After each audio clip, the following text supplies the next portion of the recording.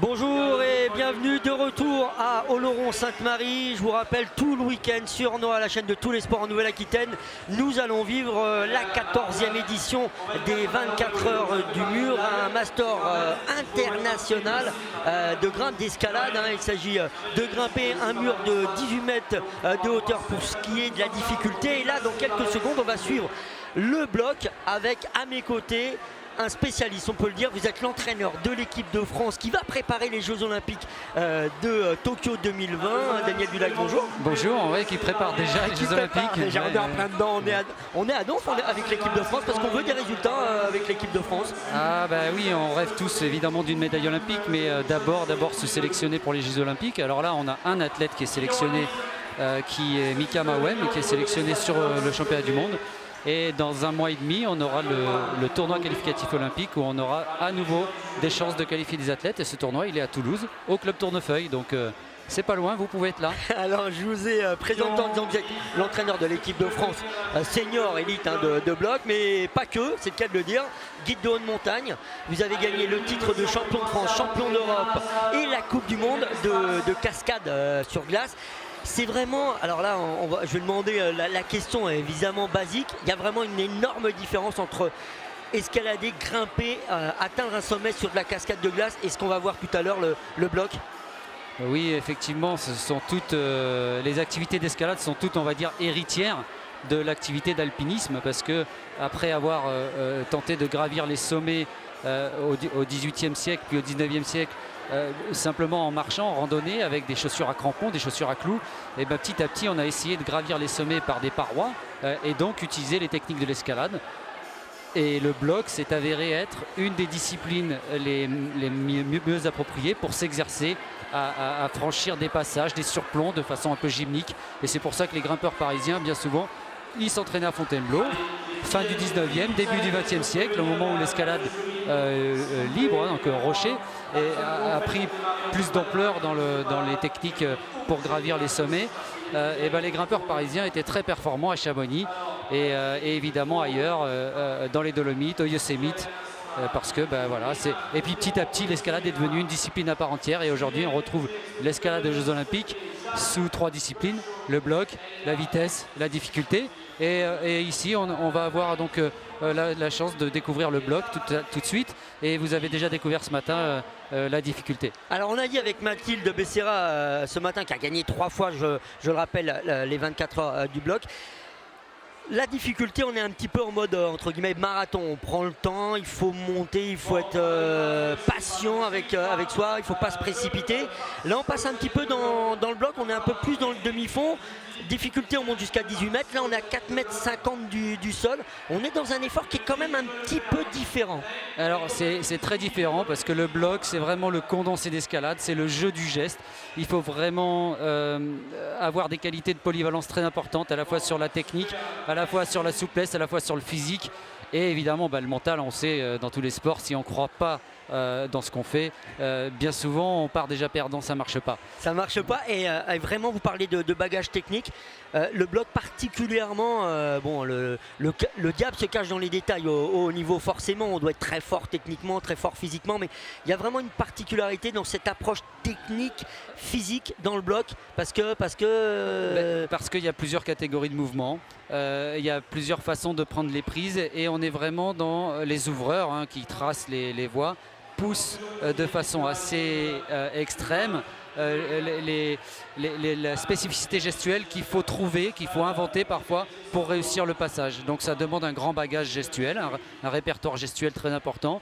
Et donc pour vous donner quelques idées, on a les mouvements dynamiques, les mouvements de jeté, les mouvements de run and jump, de skate. Alors skate, c'est quand on court sur des volumes pour ensuite se jeter sur une prise et s'agripper dans l'élan. Donc c'est très dynamique, ça demande des qualités de rebond tonique très fortes. Tonicité, ouais. Et puis parfois c'est l'inverse, il faut être très patient sur des micro-pieds, sur des adhérences improbables, soit sur les pieds, soit sur les mains. Et tout ça avec une aisance, avec des sensations, un feeling. Il faut avoir une patte Et c'est pour ça que c'est très intéressant de regarder les grimpeurs, parce que selon leur qualité première qu'ils ont, on va avoir différentes façons de passer, et il y a beaucoup de suspense, c'est vraiment impressionnant. Alors en difficulté, pas de chronomètre. Est-ce que dans le bloc on a un chronomètre, on met un petit peu plus de pression sur le grimpeur pour justement, je vais pas dire mettre du suspense, mais justement leur mettre un peu la pression sur le mental? Alors le suspense ne vient pas du chronomètre, néanmoins comme en difficulté on a un temps imparti, en difficulté on a 6 minutes pour gravir 15 mètres, et en bloc on a 4 minutes pour gravir le bloc, ou 5 minutes selon les règlements, et là on a le droit d'essayer plusieurs fois, contrairement à la vitesse ou à la difficulté où on n'a qu'un seul essai. En bloc en revanche on peut grimper, réussir à grimper avec plusieurs essais, et le classement vient du fait de réussir du premier coup, c'est mieux que de réussir du deuxième coup, donc le nombre d'essais intervient dans le classement. On découvre la voie, c'est le cas de le dire, hein, parce que les difficultés, à vue d'œil, l'entraîneur de l'équipe de France senior qui prépare les Jeux Olympiques, j'ai arrêté de dire qui prépare les Jeux Olympiques, elle a l'air comment cette voie? Elle a l'air compliquée, elle a l'air physique, elle a l'air dynamique, elle a l'air comment? Alors là, sur les plans larges qu'on a pu voir, alors je ne sais pas de quel côté, si les femmes sont d'un côté ou de l'autre, mais les deux itinéraires ont l'air assez similaires, sur des formes de prise assez rondes, assez éloignées. Alors on voit là sur la gauche de l'écran des prises, un profil de mur assez vertical, donc on va sans doute avoir des mouvements d'équilibre, mais peut-être ce mouvement de skate dont je parlais tout à l'heure, où il va falloir courir de la gauche vers la droite. On va voir comment les grimpeurs s'y prennent. Alors évidemment sur l'écran j'ai un petit peu plus de mal à appréhender. C'est plus facile quand on est en dessous de la voie. Voilà, parce que là l'écran est plat, et j'ai du mal à voir l'inclinaison des prises et la taille des prises. Voilà.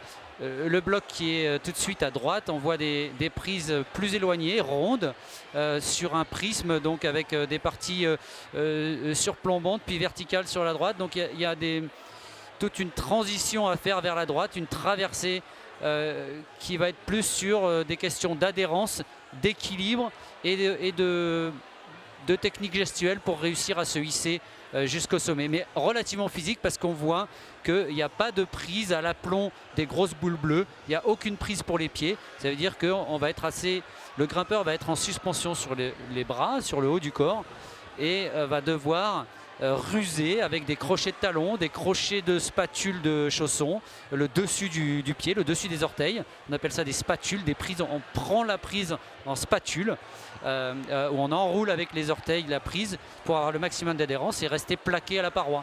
Alors, en quelques mots, comment ça se passe? Le grimpeur, l'athlète arrive. Là, il a pu déjà découvrir la voie, où il va arriver, il va regarder, et après il y a un top chrono, il part.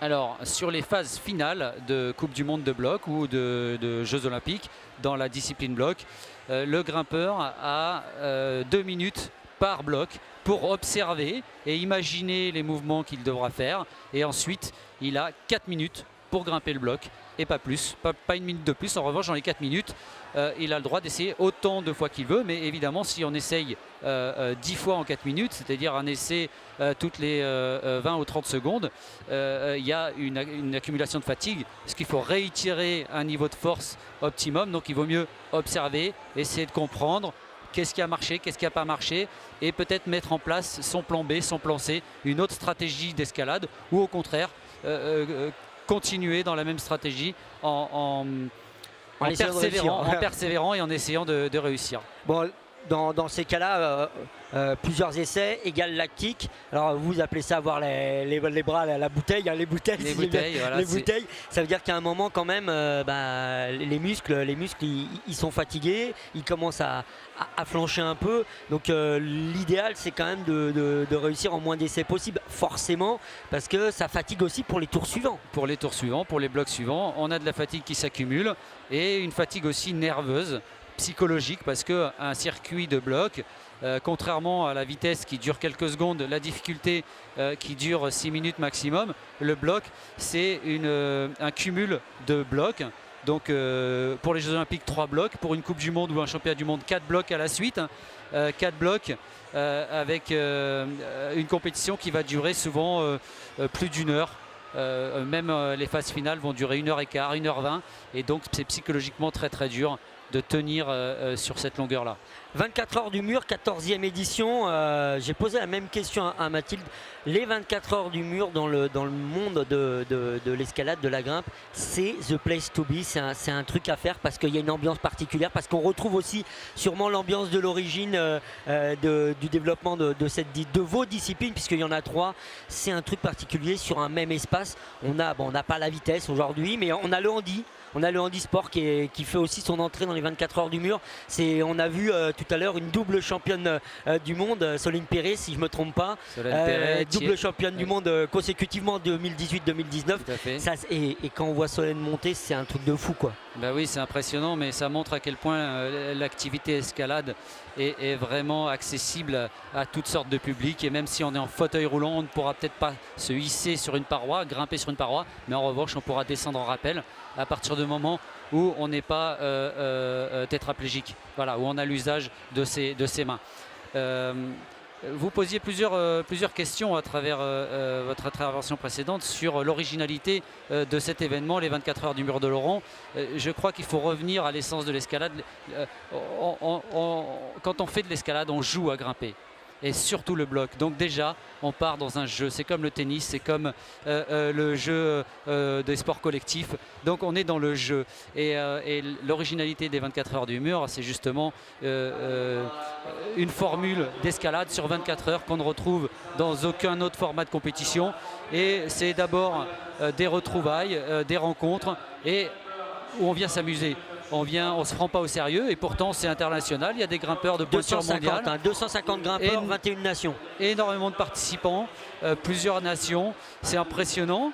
Il n'y a pas de gloire honorifique, de titre à la clé, mais il y a énormément de bonheur, de plaisir, et finalement l'enjeu est dans ce jeu à grimper et dans ce plaisir qu'on vient rechercher sur une épreuve comme celle-là. Petit aspect supplémentaire au bonus, le public est très très près. Il est en dessous des voies. Alors évidemment, il y a les potes, il y a toutes les familles, mais on a un public qui est très présent, qui est pour encourager. Ça aussi, c'est une chose finalement qu'on n'a plus dans les compétitions, Coupe du Monde, Championnat du Monde. On est un tout petit peu plus loin. On est un petit peu plus loin, on est moins proche, il y a un petit peu moins de proximité, mais c'est normal quand on est dans Bercy et qu'il y a 10 000 spectateurs. Forcément, l'escalade est quelque part aujourd'hui un sport en plein développement, en plein essor. On a une fédération, la FFME, qui a une croissance de 6% par an, 6 à 10% par an. Donc on imagine en 1990 un petit peu moins de 30 000 licenciés. Aujourd'hui, on est à presque 110 000. Il y a de plus en plus de salles privées d'escalade qui se développent. Et beaucoup de femmes font C'est très équilibré entre le genre féminin et le genre masculin. Et c'est surtout ce qui fait la particularité de l'escalade, c'est que dans la performance, le grimpeur débutant, le grimpeur expert ou le grimpeur de haut niveau est confronté aux mêmes problèmes, aux mêmes leviers et aux mêmes satisfactions. C'est-à-dire qu'il est confronté d'abord à lui-même, le dépassement de soi et la réussite qui vient du fait d'arriver en haut, du challenge, du défi qu'on s'est donné à soi-même d'abord. Alors après en compétition c'est les ouvreurs, mais voilà.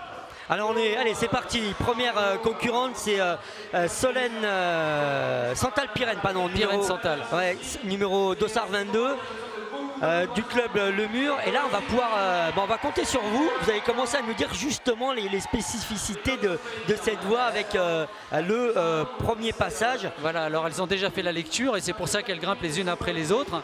Et néanmoins là, on est sur une formule flash, c'est-à-dire que les grimpeurs se regardent grimper. On a un premier mouvement, le premier étage du bloc, on va dire, qui est un run and jump, c'est-à-dire qu'il faut faire un pas chassé ou courir sur ces prises rondes, les prises de pied, et sauter sur la prise bleue et la prise orange ou rose. Voilà, comme elle vient de faire. Ensuite, il y a un mouvement d'équilibre où il faut aller réussir à rester en équilibre en lançant la jambe comme elle vient de faire, pour de nouveau repartir dans un mouvement dynamique et s'agripper. Voilà, elle n'a pas réussi à passer sur son appui, donc c'est un transfert d'appui où il faut mettre beaucoup d'énergie vers la droite. Et là on voit que ça demande énormément d'énergie parce qu'il y a un vrai enchaînement très très rapide de énergie et coordination. Voilà, des qualités de coordination. Alors, est-ce qu'un morphotype, alors là on va parler un peu spécificité, mais un morphotype peut aider? Par exemple, vous êtes plutôt très longiligne et un peu explosive, vous allez avoir une allonge qui est plus grande. Est-ce que ça peut servir ou finalement non, parce que ça dépend réellement de la voie? Alors ça dépend de la voie. Ça peut servir d'avoir une grande envergure, d'être longiligne, d'être grand, mais ça peut être aussi un handicap. Parce que quand il faut se regrouper dans un tout petit espace, et ben, quand on est trop grand, on ne peut pas plier en 4 les bras, on peut les plier en 2 seulement. Hein. Voilà. Donc, et puis ce qu'il faut voir, c'est que l'escalade est une discipline multifactorielle. Donc quand on a moins de force que d'autres, on va pouvoir compenser par de la souplesse. Quand on a moins de force dans les bras, on va peut-être compenser par de la force dans les doigts. Quand on a moins de coordination, on a peut-être plus d'équilibre. Et donc finalement, la morphologie, la taille ou le poids a moins d'importance que ça n'y paraît. Et vous parliez tout à l'heure de confiance en soi, d'aller chercher. On voit clairement, là, il y a vraiment un moment où il faut... Alors on n'est pas très haut certes, mais la difficulté est toujours la même. Il faut se lancer réellement dans le vide. Il faut y croire, il y a une prise de risque, il y a un engagement total. Et si on n'a pas ce minimum de confiance en soi si on ne croit pas qu'on a la possibilité d'y arriver, il faut jouer. C'est pour ça que c'est vraiment un jeu. Et là, on voit, elles progressent, elles se sont observées, elles ont découvert une méthode. Et petit à petit, elle trouve des solutions pour réussir à s'élever dans le bloc. Voilà. Alors, le premier étage a été franchi.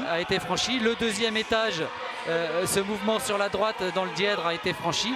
Et maintenant, on arrive sur le troisième étage du bloc où on est sur ces prises très rejetantes, très plates, sans prise de pied, où là, on voit qu'il faut des qualités de gainage.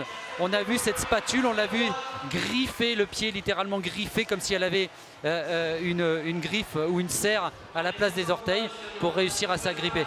Et le fait de passer, alors cette fois l'une après l'autre, clairement, à chaque fois on étudie le passage de l'autre concurrente, adversaire, ami, peu importe sur le coup, le nom, pour voir un petit peu, justement, elle a réussi ça, tiens, je vais essayer ça. On corrige en temps réel. On corrige en temps réel, on voit une autre grimpeuse ou un grimpeur, un copain qui réussit un mouvement et on va essayer de l'imiter. Mais parfois, s'il y a une trop grande différence morphologique, on ne va pas s'amuser à reproduire un mouvement de quelqu'un qui clairement a une envergure plus importante.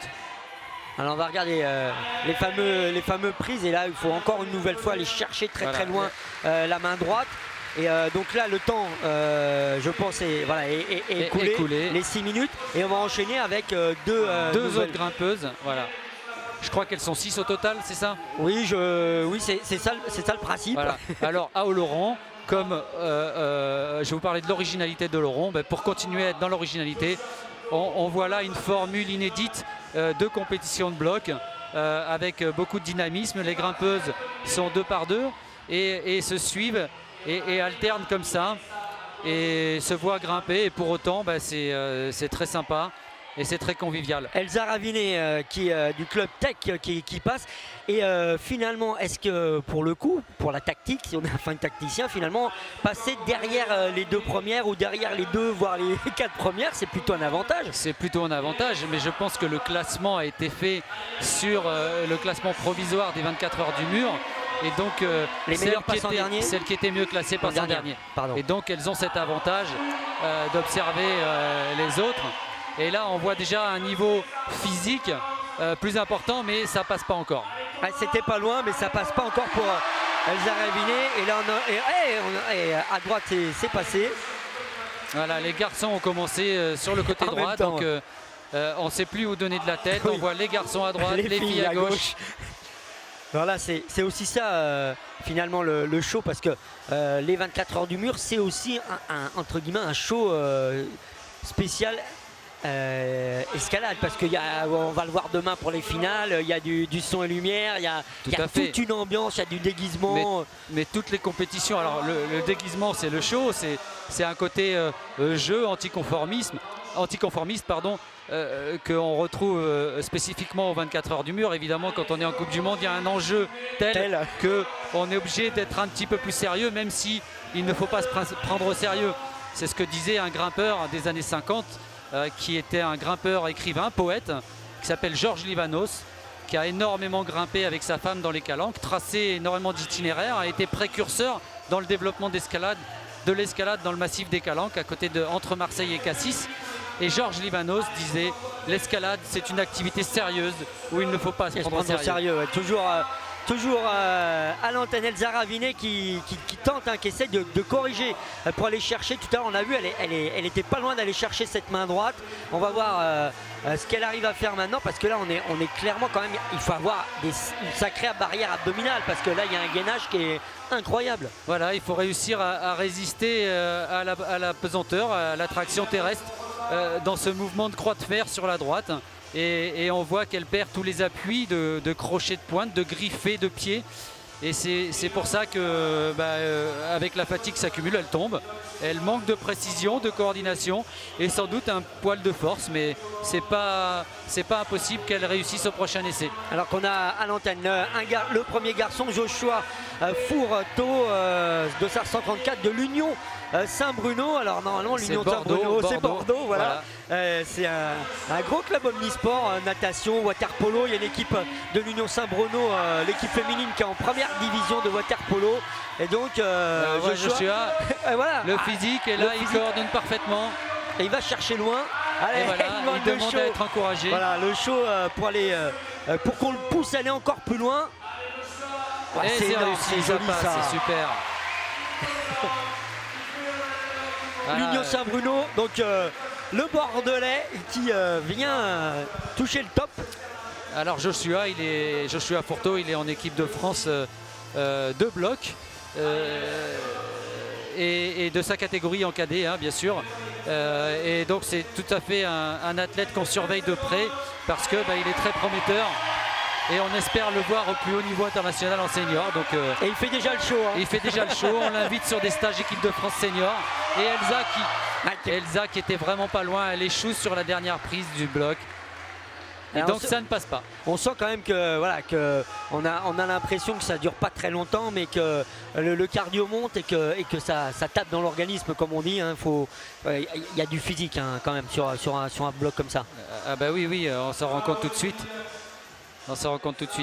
Alors, ce qu'on peut dire par rapport à l'enthousiasme et à ce show qu'on retrouve, c'est que le public est évidemment très connaisseur, puisque dans cette petite enceinte qui sont les halles de Oloron-Sainte-Marie, juste derrière la mairie, le public est pratiquement composé de grimpeurs uniquement. Alors il y a quelques badauds qui sont là, qui ne sont pas connaisseurs, qui viennent voir le spectacle, mais il y a vraiment une valorisation collective de la performance, parce qu'il y a une synergie, pourquoi pas dire même une communion entre le public et le grimpeur, une interaction du public et du grimpeur.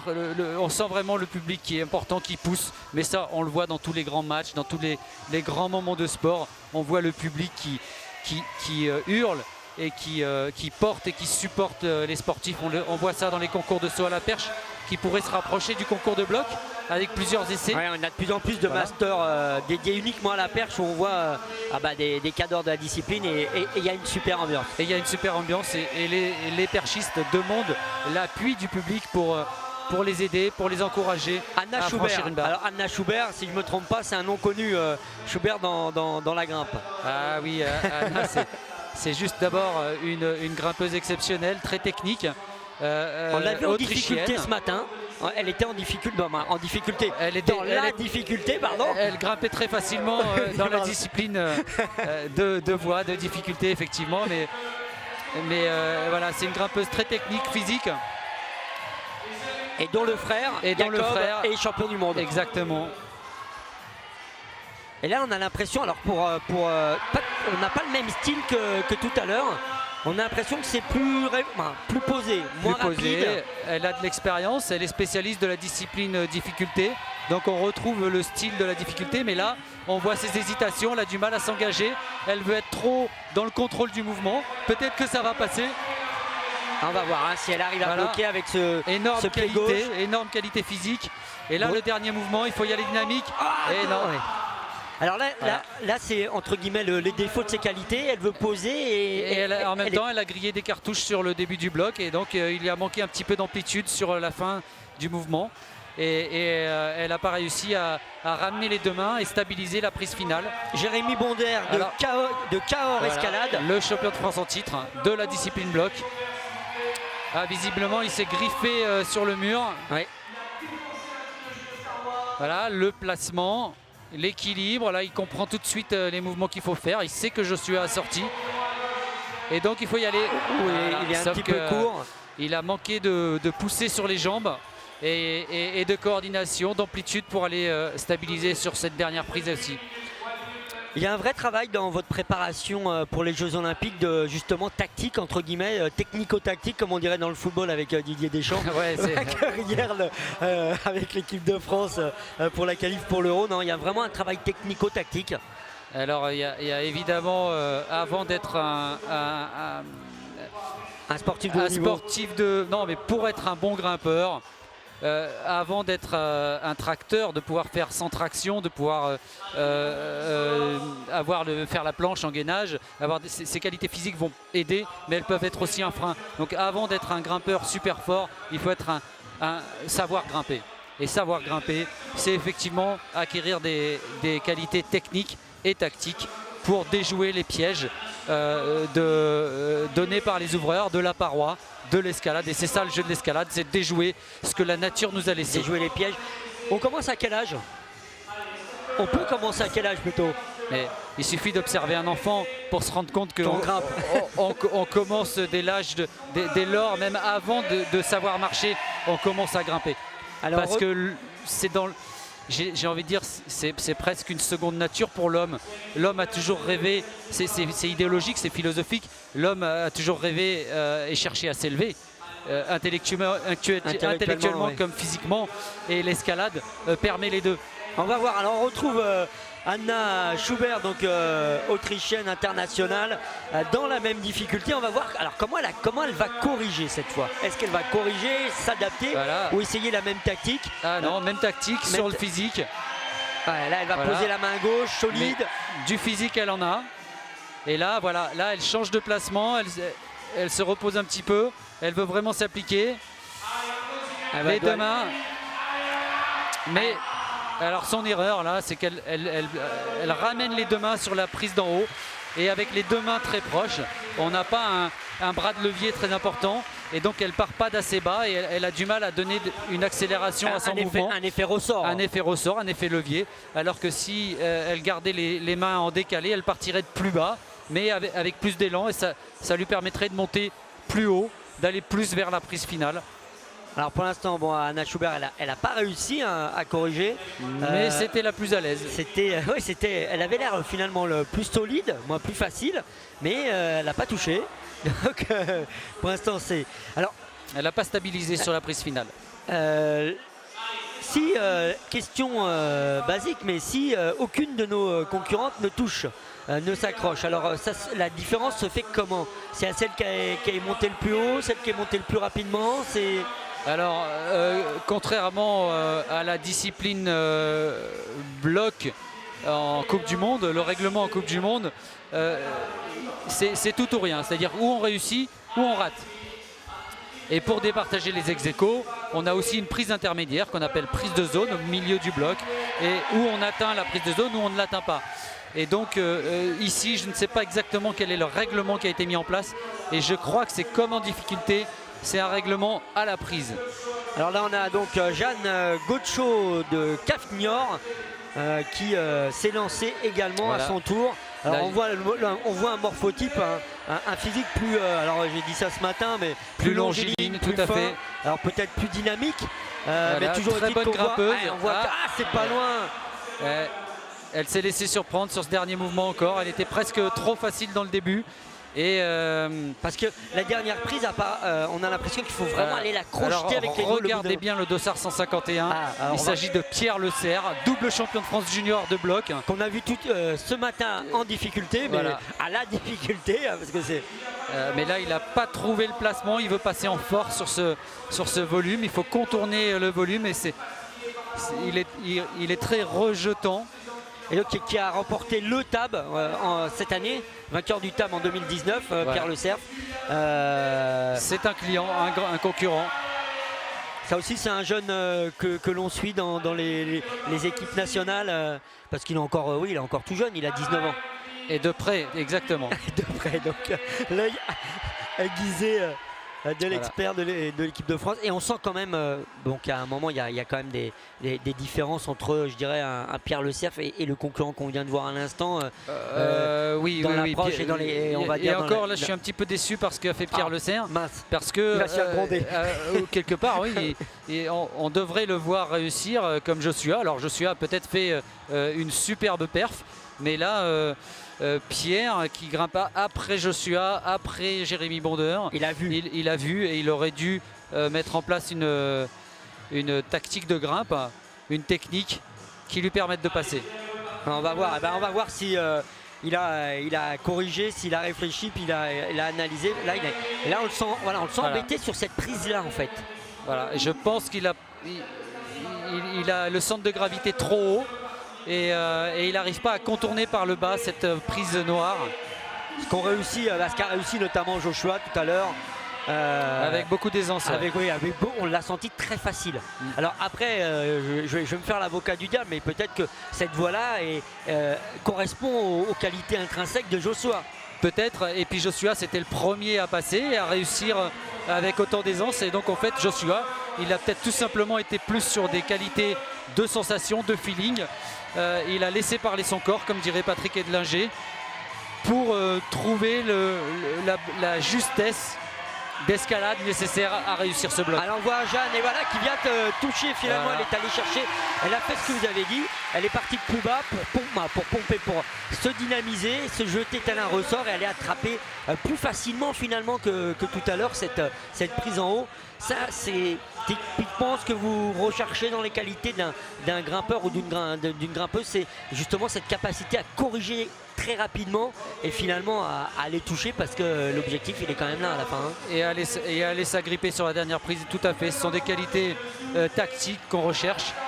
Et pour ça, il faut évidemment avoir un bon entraînement sur les aspects physiques de la performance, parce que sans capacité à réitérer un niveau de force, sans endurance de force, on ne peut pas comme ça cumuler les essais, parce qu'on le voit avec Julia Fizer, internationale autrichienne. Voilà, on la voit qui a un grand sourire comme tout le temps, on la voit toujours avec le sourire. Ouais, C'est les grimpeurs et les grimpeuses sont des gens très accessibles et souriants, et surtout dans une ambiance comme celle de Oloron-Sainte-Marie, dès 24 heures du mur, il n'y a aucune raison de faire la gueule, et on est vraiment là pour s'amuser. Et ce qui est vraiment sympathique, alors oui, on n'est pas en manche de Coupe du Monde, mais on sent voilà, que la famille de grimpeurs et de grimpeuses, elle discute, parce qu'on est là, mais on discute ensemble, on se dit ah bah tiens, t'as fait ça, ouais, moi j'ai fait ça. Voilà, voilà, il y a des coucous. Et là, il n'y a pas de pression, aucune, donc c'est très décontracté, très relâché.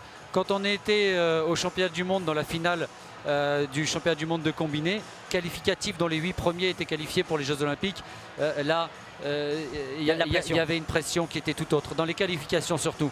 Parce qu'en finale, justement, c'était 8 grimpeurs en finale, et tous savaient qu'ils allaient rentrer. Ils avaient le billet. Ils avaient le billet pour Tokyo 2020, et donc c'était plus relâché.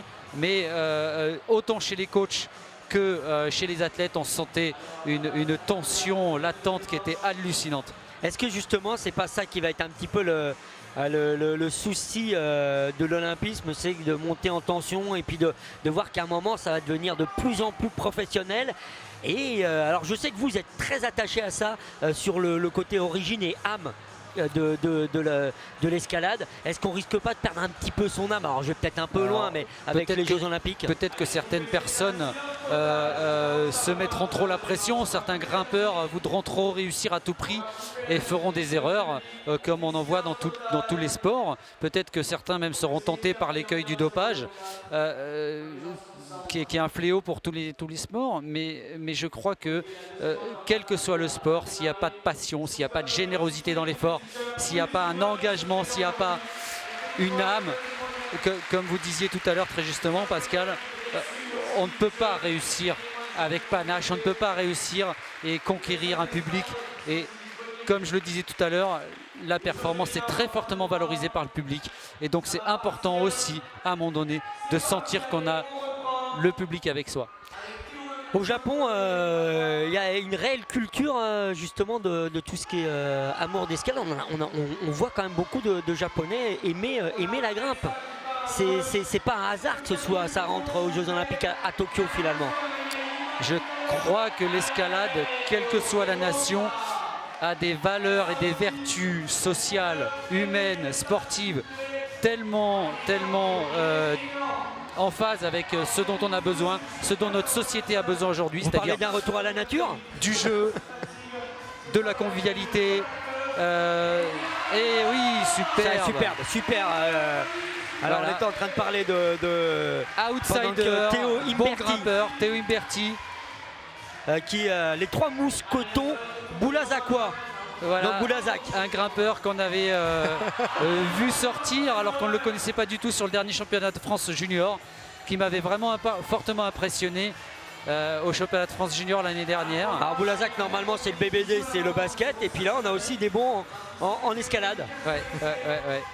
Vous avez des jeunes justement qui vous surprennent, qui arrivent à un moment en minime cadet, ils sont on va dire dans la norme, alors que là on a bien senti que Thomas Johannes qui fait pas d'erreur, qui part Mathilde de Becerra aujourd'hui.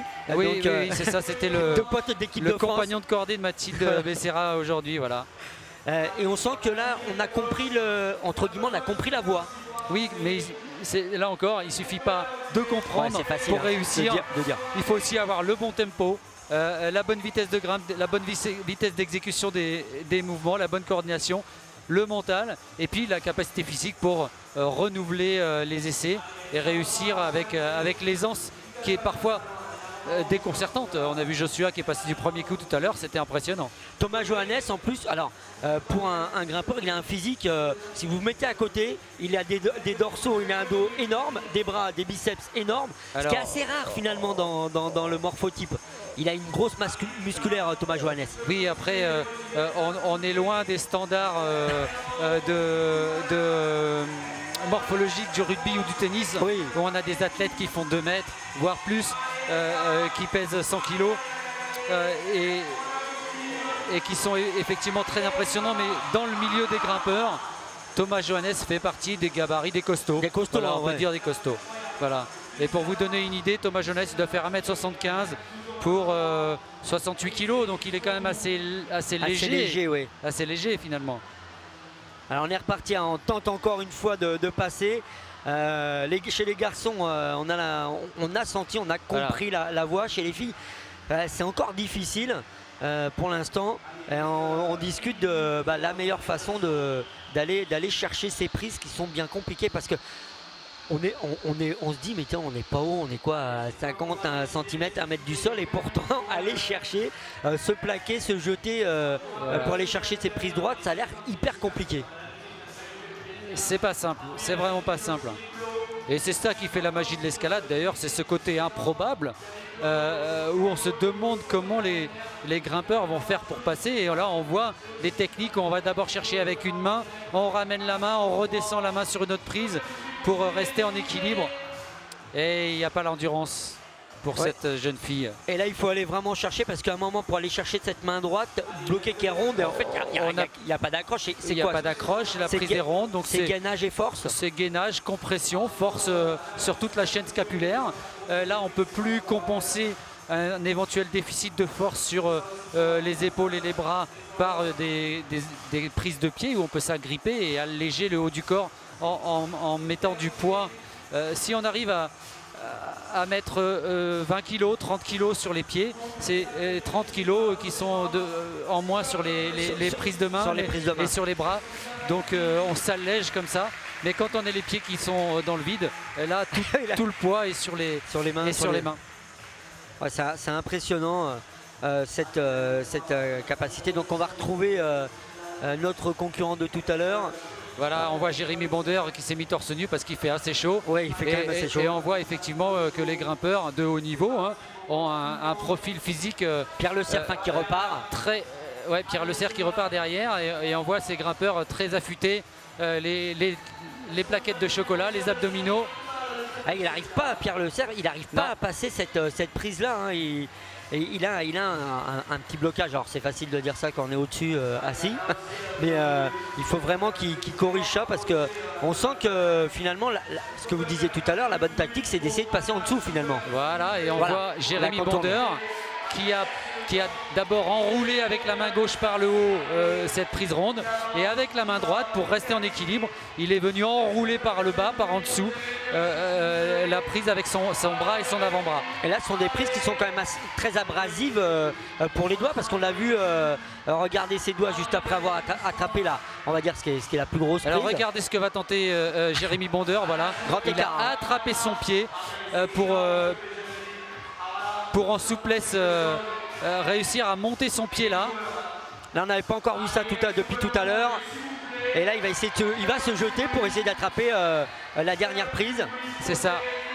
Mais en même temps ça l'éloigne de la dernière prise. Joli. Et là, voilà. Et là ça s'appelle faire le show aussi ça. Exactement. Il s'est accroché avec les orteils. Et il a utilisé un défaut de la plaque en bois qui est vissée, une toute petite aspérité de 2 mm pour avoir un tout petit peu plus d'équilibre et réussir à passer. Je vais parler à l'entraîneur de l'équipe de France, voir un athlète tenter ce passage là comme ça avec grand écart, monter le pied et pour se jeter. C'est intéressant parce qu'on se dit que là il a osé et finalement c'est passé.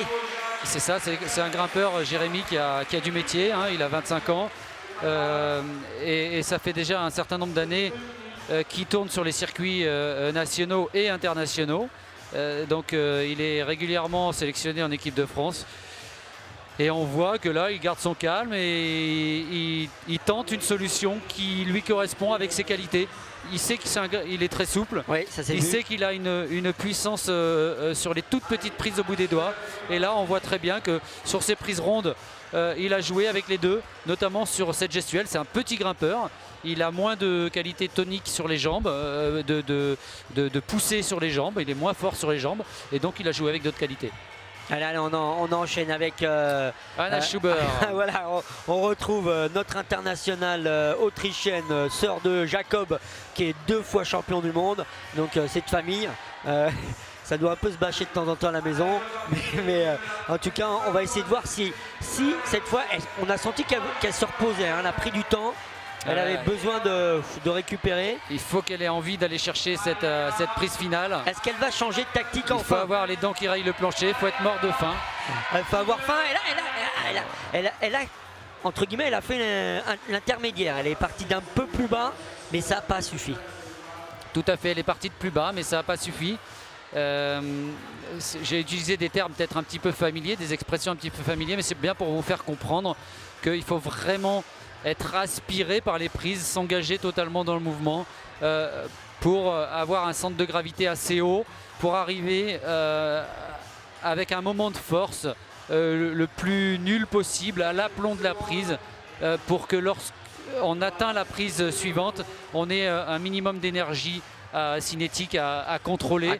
Et donc on a moins besoin de gainage, on a moins besoin de force, on a moins besoin de qualité physique pour réussir à s'arrêter et à s'agripper sur la prise. Il faut vraiment jouer avec, entre guillemets, mettre tout ce qu'on a dans le ventre et puis à un moment arriver quand même on attrape, on se relâche pour pas tétaniser, pour pas avoir les bouteilles, on en revient toujours même. C'est vraiment un jeu entre les deux où c'est tellement rapide qu'il faut essayer d'enchaîner le plus... Non, c'est ce que vous dites au départ, il faut vraiment réussir à temporiser et à avoir le geste juste, le bon tempo, le bon moment de force, la bonne coordination.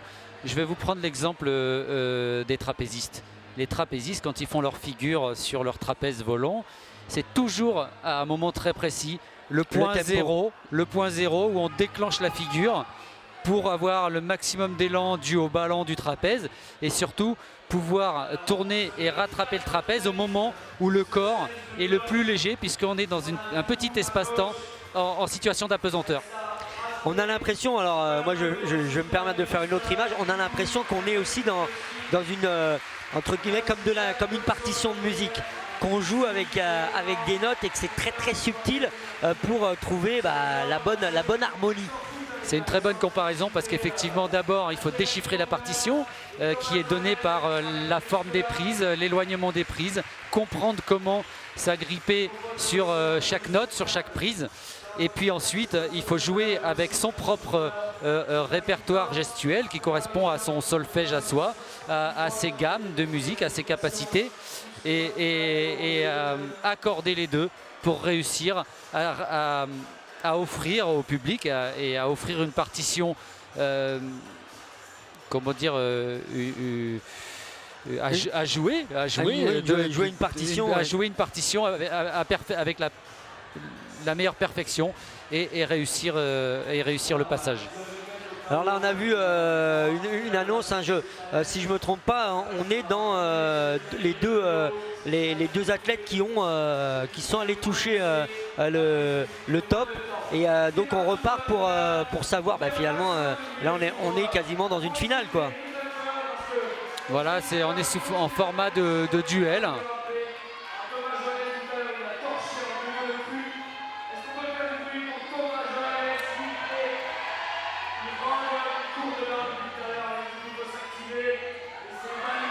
On va rechercher, main gauche, main droite, le petit appui sur la prise qui va bien. Voilà, on relance, on ramène, on se jette, la coordination. Et là, le dernier mouvement. Et pour aller chercher cette prise tout en haut. Voilà, et prendre de l'élan d'en bas et s'arrêter. Voilà, elle a lancé la main et le pied. Et enfin, elle réussit le bloc. Et on va toucher. Pendant que du côté des garçons, oh là là, on a lancé. C'est une nouvelle fois Jérémy Bondeur qui a tenté une autre tactique, mais qui encore une fois est resté bloqué sur ce dernier mouvement. Et cette fois, on enchaîne avec Elsa Ravinet. Tout à l'heure, qui nous avait fait forte impression, Elsa Ravinet. On va voir si c'est aussi bien que tout à l'heure. C'est Elsa Ravinet, c'était juste avant, ça c'est Jeanne. Jeanne, pardon, excusez-moi. Oui, elle va 21 et 8. Il ne faut pas que je les confonde. Excusez-moi. Donc là, c'est Jeanne Gaucho qui nous avait fait forte impression avec son morphotype très longiligne. Et qui était passé du premier coup. Et ouais, on va voir. Et ouais, pareil. Alors Jeanne, alors là on va faire jusqu'à temps qu'il y en ait une qui tombe. Alors j'ai l'impression que c'est sous forme de duel et que la meilleure continue à chaque tour. Voilà. C'était un challenge bloc assez intéressant. C'était un challenge assez intéressant, pardon. Et donc, qui demandait des qualités de vitesse d'exécution, des capacités pour reproduire l'effort et progresser. C'était spectaculaire, c'était sympa. Ouais, et puis on a vu de l'autre côté chez les garçons Thomas Johannes. On avait vu son passage tout à l'heure qui avait été aussi impressionnant de puissance. C'est impressionnant cette discipline de bloc. Alors bon, avant de se quitter, alors l'équipe de France, on est lancé vers Tokyo 2020. On est clairement dans quoi? Dans médaille, titre olympique. On est quoi dans l'ambition? Alors on est d'abord à sélectionner des 4 athlètes français, hein. On a deux femmes et 2 hommes qu'on peut sélectionner. Pour l'instant on n'a qu'un athlète masculin sélectionné. Et donc on espère avoir au TQO les 3 autres. Et là on a 10 mois pour se préparer pour Tokyo. Et évidemment, l'objectif c'est d'aller chercher une médaille olympique. Et évidemment le Graal, on est des chercheurs d'or quand on est sportif. Ouais, mais on a vraiment... on a vraiment ce rêve-là. Maintenant, on est face à une concurrence qui est assez phénoménale. Beaucoup de talent chez Janja Gambret, un extraterrestre slovène chez les féminines.